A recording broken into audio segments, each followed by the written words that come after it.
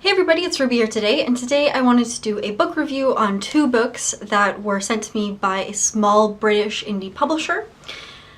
So these two books are Strange Medicine and Nothing is Strange, and I'll put an image up here. They were Mobi files, they weren't physical copies, and I didn't really want to get physical copies just because I live in Canada and the shipping ends up taking so long to receive things that if given the choice, I would rather just get digital files of things.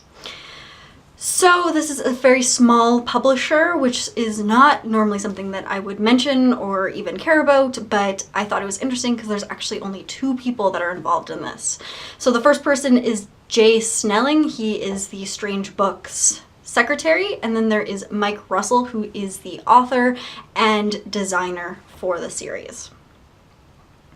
So I was a little bit apprehensive about saying yes to this book review and of receiving the books just because it is a very small publisher. I didn't really know what to expect.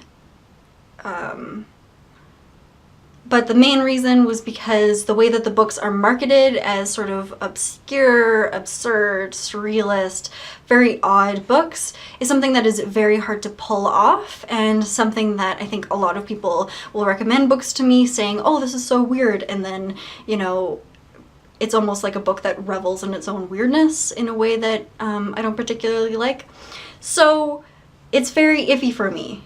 But the reason that I wanted to mention that is because I wanted to get that out of the way, because the thing is that I found that these books did not do that. These books were very well written. They were short stories about strange metaphorical events that were going on. It involved mimes that were attending school in order to understand conceptual objects outside of your senses, as well as someone dealing with loss in the universe and the understanding of what the universe is. Each story represents abstract conceptual problems in tangible, concrete ways, which I think is a very apt explanation of surrealism as well, as a way of explicitly acknowledging something that is otherwise implicit.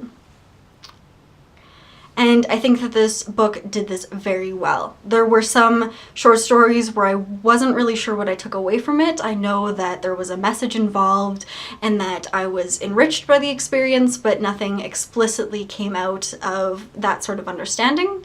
I was really apprehensive at the start. The kind of language is very quick, very poignant, a lot of dialogue, which is also very hard to do, but I think that Mike Russell did that very well. To my readers, I would really recommend this book. It's a short read. I think that it is a great introduction to this sort of genre, and I think that it is definitely something that someone would like if they like Robert Heinlein or any of those sorts of short stories that I had talked about. Also Borges, which I had mentioned in a previous video. So I would give these two books 5 out of 5 stars. I do want to also mention that there has been some contention involved in the way that I do give the star rating. So I gave, I think it was a year ago, I gave War and Peace 4 out of 5 stars. And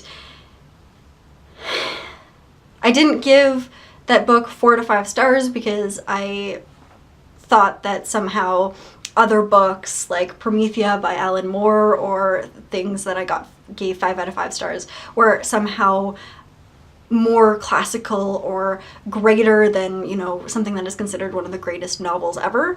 The reason I give these ratings are very subjective. They are very much, what is it that Ruby would like? What kind of books do I like? What kind of genres do I like? What kind of style of writing that I like?